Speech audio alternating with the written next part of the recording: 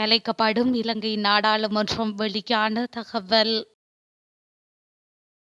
இணக்கப்பாட்டு பிரச்சாரத்திற்கு தயாராகும் ரணில் சஜித் கூட்டணி. அரச ஊழியர்களின் சம்பள அதிகரிப்பு அமைச்சர் வெளியிட்ட தகவல்.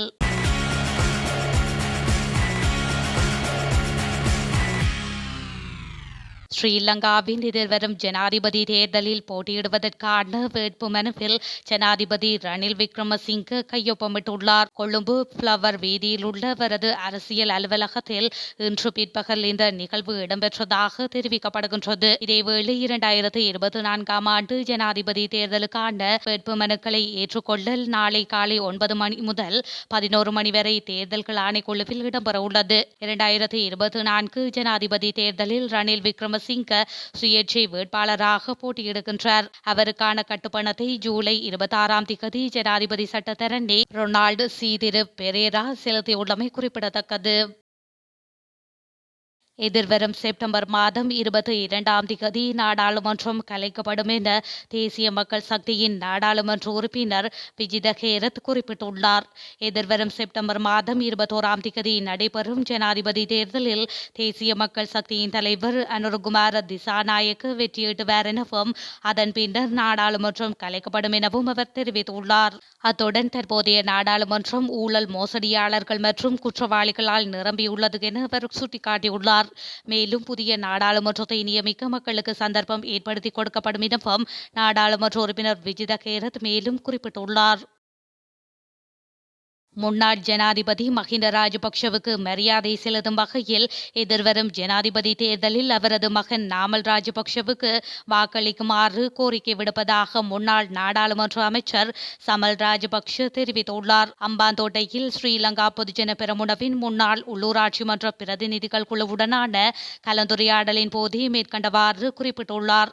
தமிழீழ விடுதலை புலிகளின் பயங்கரவாதத்தில் இருந்து நாட்டை காப்பாற்றிய தலைவர் மஹிந்த ராஜபக்ஷ என்பதோடு அவர் இந்த நாட்டில் பல அபிவிருத்தி பணிகளை செய்துள்ளார். எனவே எதிர்வரும் ஜனாதிபதி தேர்தலில் நாமல் ராஜபக்ஷவை ஜனாதிபதியாக நியமிக்குமாறு தங்களுக்கு மரியாதை செலுத்தும் வகையில் கோரிக்கை விடுப்பதாக சமல் ராஜபக்ஷ குறிப்பிட்டுள்ளார்.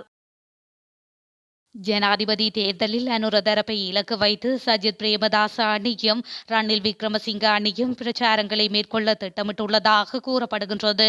இணக்கப்பாட்டுடைய பிரச்சார நடைமுறையின் மூலம் இரு அணிகளும் சாதகமான வெற்றியை நோக்கி நகர்வதாக அரசியல் வட்டாரங்களில் பேசுபொருளாகியுள்ளது. ரணில் விக்ரமசிங்க அல்லது சஜித் பிரேமதாச இருவரில் யார் வெற்றி பெற்றாலும் அது அவர்கள் இருவருக்கும் சாதகமான பிற்கால அரசியல் நகர்வையை வகுக்கும் என கூறப்படுகின்றது.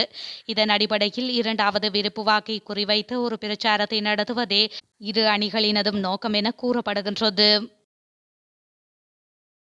இலங்கை தமிழர்களின் தேசிய இன பிரச்சினைகளுக்கு இணக்கமான தீர்வு ஒன்றுக்கு தென்னிலங்கை தரப்புகளை சம்மதிக்க செய்வதற்கான முயற்சியை மேற்கொள்ளுமாறு இலங்கைக்கான இந்திய தூதுவர் தமிழரசு கட்சியின் நாடாளுமன்ற உறுப்பினர் எம்.ஏ. சுமந்திரனிடம் ஆலோசனை நடத்தியுள்ளார். ஜனாதிபதி தேர்தலில் போட்டியிடும் தென்னிலங்கையின் பிரதான வேட்பாளர்கள் அனைவருடனும் திறந்த மனதுடன் பேச்சுக்களை நடத்துங்கள் என இன்று காலை தம்மை சந்தித்த போது இந்திய தூதுவர் குறிப்பிட்டதாக சுமந்திரன் தெரிவித்துள்ளார். இதன்போது கருத்து தெரிவித்துள்ள இந்திய தூதுவர் சந்தோஷ் ஜா, இனவாதம் தலையெடுக்காத இந்த தேர்தல் சமயம்தான் எல்லா தரப்பினருடனும் திறந்த மனதுடன் பேசுவதற்கு மிக பொருத்தமான காலம். எல்லா வேட்பாளர்களுடனும் நிபந்தனை ஏதுமின்றி பேசுங்கள், அவர்களை இணங்க வைக்க முயலுங்கள். அப்படி பேசுபவர்களில் யார் தீர்வுக்கு பொருத்தமானவர்கள் என்பதை நீங்கள் அடையாளம் கண்டு அவர்களை ஆதரிக்கும்படி உங்கள் மக்களை நீங்கள் வழிபடுத்தலாம். அது இறுதி நேரத்தில் செய்ய வேண்டியது.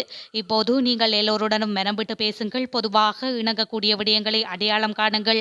தேசிய இனப்பிரச்சினைக்கான தீர்வு தொடர்பில் ஒவ்வொரு வேட்பாளரினதும் கருத்து நிலைப்பாட்டை பகிரங்கப்படுத்த செய்யும் விதத்தில் அவர்களுடனான உங்களுடைய உரையாடல் அமைய வேண்டும் என அவர் மேலும் தெரிவித்துள்ளார். அரச உத்தியோகத்தர்களின் சம்பள அதிகரிப்பு தொடர்பான யோசனைகளில் அரசியல் நோக்கமில்லை என நீதி ராஜாங்க அமைச்சர் ரஞ்சித் சியம்பலாப்பட்டிய தெரிவித்துள்ளார். ராஜாங்க அமைச்சர் இன்று ஊடகங்களுக்கு கருத்து தெரிவிக்கையில், முடிந்தவரை மக்களுக்கு அதிகபட்ச நிவாரணங்களை வழங்க அரசாங்கம் செயல்பட்டு வருவதாகவும் சுட்டிக்காட்டியுள்ளார். சிறிது காலமாக கோரிக்கைகளை பரிசீலித்து வந்த முன்னாள் ஜனாதிபதியின் செயலாளர் உதய ஆர் சேனவிரத்ன தலைமையிலான நிபுணர் குழு வழங்கிய பரிந்துரைகள் மற்றும் தீர்மானங்களுக்கு அமைச்சரவையின் அங்கீகாரம் கிடைத்துள்ளதையும் அவர் நினைவூட்டியுள்ளார்.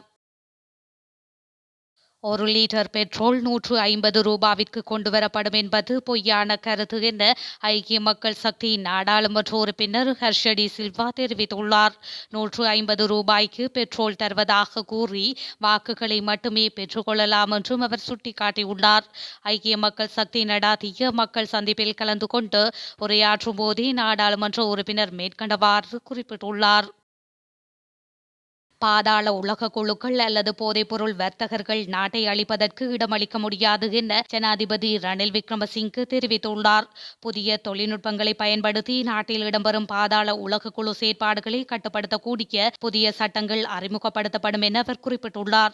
போலீஸ் விசேட அதிரடிப்படையின் அலுவலகம் ஒன்றை நேற்று அங்குரார்ப்பணம் செய்து வைக்கும் நிகழ்வில் பங்கேற்ற போது அவர் இதனை கூறியுள்ளார். சாதாரண குற்ற செயல்களுக்கும் விசேட குற்ற செயல்களுக்கும் இடையில் இன்று வித்தியாசம் இல்லாமல் போயுள்ளதாக குறிப்பிட்டுள்ளார். ஒன்றாக இணைந்திருந்த கும்பல்களை நாம் கடந்த காலங்களில் குற்றவாளிகள் குழுக்கள் என குறிப்பிட்டோம்.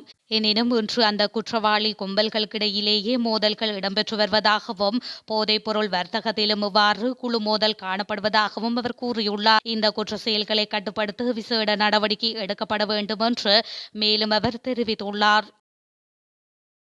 நாடாளுமன்ற உறுப்பினர்களுக்கு மேலதிக ஆயுதம் வழங்குவதற்கு பாதுகாப்பு அமைச்சு நடவடிக்கை எடுத்துள்ளது. நாடாளுமன்றில் அங்கம் வகிக்கும் 225 நாடாளுமன்ற உறுப்பினர்களுக்கு இவ்வாறு ஆயுதம் வழங்கப்பட உள்ளதாக தெரிவிக்கப்படுகின்றது. நாடாளுமன்ற உறுப்பினர்களின் உயிர் மற்றும் உடைமைகளை பாதுகாத்துக் கொள்ள இவ்வாறு ரிபீடர் ரக துப்பாக்கி வழங்கப்பட உள்ளது. ஏற்கனவே நாடாளுமன்ற உறுப்பினர்களுக்கு கைத்துப்பாக்கிகள் வழங்கப்பட்டுள்ளதுடன் மேலதிகமாக ரிபீடர் ரக துப்பாக்கிகள் வழங்கப்பட உள்ளதாக தெரிவிக்கப்படுகின்றது. நாடாளுமன்ற உறுப்பினர்களுக்கு ரிபீடர் ரக துப்பாக்கி வழங்கப்பட முடியும் என நாடாளுமன்ற பொதுச் செயலாளர் பாதுகாப்பு அமைச்சிடம் அறிவித்துள்ளார். ரிபீடர் துப்பாக்கிகளை வழங்குமாறு 5 நாடாளுமன்ற உறுப்பினர்கள் ஏற்கனவே விண்ணப்பம் செய்துள்ளனர். நாடாளுமன்ற உறுப்பினர்களின் பாதுகாப்பிற்காக வழங்கப்பட்டுள்ள சீன உற்பத்தியான கைத்துப்பாக்கிகள் பழையவை என கூறப்படுகின்றது. சஜித் பிரேமதாச தனது மகன் சதுர சேனாரத்னவுக்கு ஐக்கிய மக்கள் சக்தியின் தேசிய பட்டியலில் எம்பி பதவியை வழங்க முன்வந்ததாக கட்சியின் நாடாளுமன்ற உறுப்பினர் ராஜித சேனாரத்ன தெரிவித்துள்ளார். ஜனாதிபதிக்கு ஆதரவளிப்பதாக சஜித் பிரேமதாசவிடம் தெரிவித்த போது சஜித் பிரேமதாச இதனை குறிப்பிட்டதாகவும் அவர் தெரிவித்தார். ஜனாதிபதிக்கு ஆதரவு தெரிவித்து இணையும் தீர்மானத்தை வாபஸ் பெறுமாறு எதிர்க்கட்சித் தலைவர் தம்மிடம் கெஞ்சியதாகவும் நாட்டு நலனுக்காக சிந்தித்து இந்த முடிவை எடுத்ததாக அவர் தெரிவித்துள்ளார். ஜனாதிபதி ரணில் விக்ரமசிங்கவிற்கு ஆதரவளிப்பதற்கான தீர்மானம் தொடர்பில் ஊடகங்களுக்கு கருத்து தெரிவிக்கும் போதே அவர் இதனை குறிப்பிட்டுள்ளார்.